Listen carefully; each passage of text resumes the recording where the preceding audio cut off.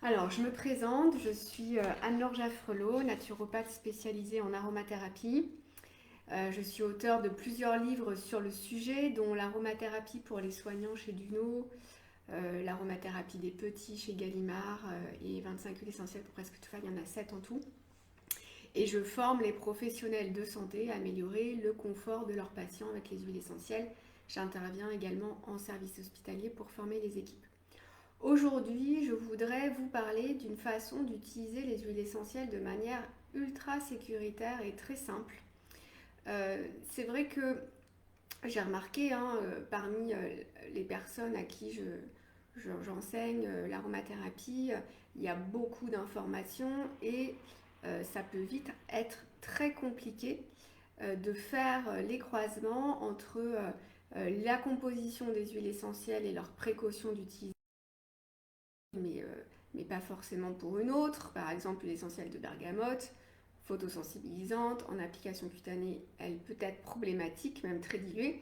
Par contre, irritantes, une fois qu'elles sont très diluées, elles ne le sont plus.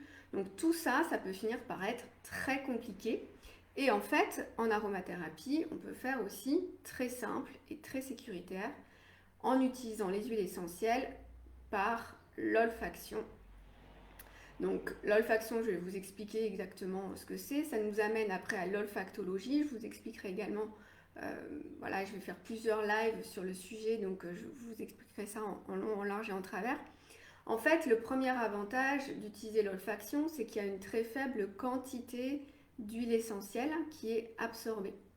Donc, en fait, quand on respire une huile, il y a une quantité infinitésimale qui va venir se déposer au niveau des muqueuses.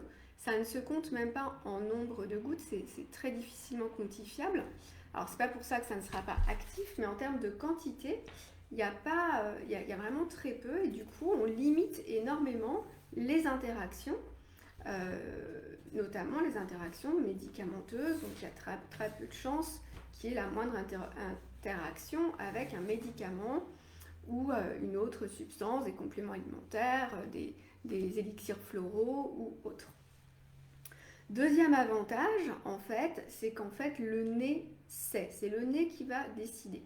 Donc je ne parle pas du fait qu'on peut être attiré ou complètement révulsé par une odeur, mais là, en fait, si on parle juste de la composition des huiles irritantes, des huiles essentielles qui peuvent être irritantes et dermocaustiques, en fait, ces huiles-là, elles vont être très vite repérées par le nez. Donc là encore, il n'y a pas vraiment de souci de surdosage, ça va être un réflexe d'éloigner le flacon quand il y a saturation des récepteurs, quand la muqueuse commence un peu à picoter. Donc instinctivement et très rapidement, le flacon est écarté, l'odeur est écartée. Donc on ne peut pas avoir d'accident de mésusage, même si on ne sait pas ou on a oublié que telle ou telle huile essentielle est très, très dermocaustique.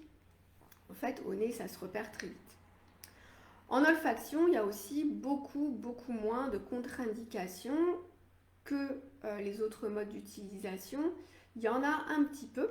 Donc, d'une part parce que la quantité en fait inhalée est très faible. Donc, voilà, je viens d'en parler. Que le nez a ses propres réflexes. Donc, ces deux, ces deux axes déjà permettent d'éviter des problèmes et des mésusages. Il y a quand même des contre-indications par rapport aux épileptiques. En fait, en olfaction, on va activer énormément le cerveau. Il va y avoir toute une action au niveau du système nerveux central. Donc, on écarte les épileptiques, même de l'olfaction, surtout les olfactions longues. Euh, Et puis, chez les asthmatiques également, on va faire attention avec les huiles essentielles qui contiennent normalement un rutinéol, c'est des précautions d'utilisation. Ça, c'est pareil, c'est des questions qu'il faudra poser. Et chez les personnes allergiques. Pour les femmes enceintes, on peut utiliser des olfactions courtes, euh, même le premier trimestre, notamment l'essence de citron pour les nausées ou l'huile essentielle de rose de Damas qui va être très intéressante pour cultiver le sentiment d'amour, l'incarnation du bébé, etc. Et pour l'anxiété de la future maman.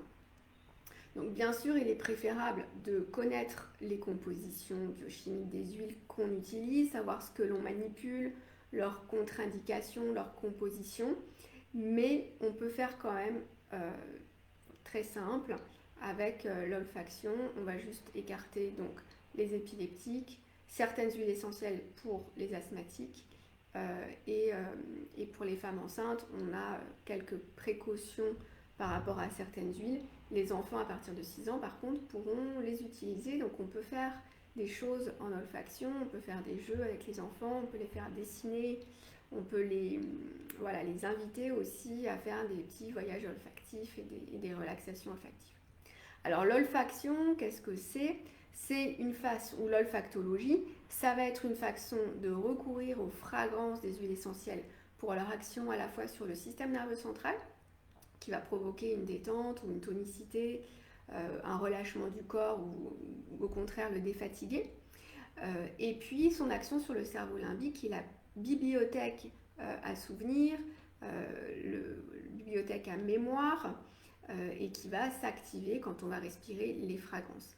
Mais il y a aussi l'impact en fait de la rencontre avec l'huile essentielle dans notre état d'esprit. C'est un état en fait qui va être induit par la personnalité de l'huile essentielle, le totem de toutes ces fragrances, de toutes ces molécules. Dans l'aromathérapie scientifique, en fait, toutes ces molécules, toutes ces synergies en fait que compose une molécule, on appelle ça un totem. On aura la même chose avec leur bouquet final, leur fragrance, qui vont vraiment révéler en fait la personnalité de la plante. Et quand on se met en contact avec tout ce bouquet olfactif, ce bouquet d'odeurs et de molécules aromatiques, en fait, on a accès à la personnalité de la plante qui va nous accompagner intérieurement, qui peut nous donner des propositions de cheminer vers un état d'être plus harmonieux, voilà, nous donner des indications en fait sur une façon de faire, une façon d'être différente.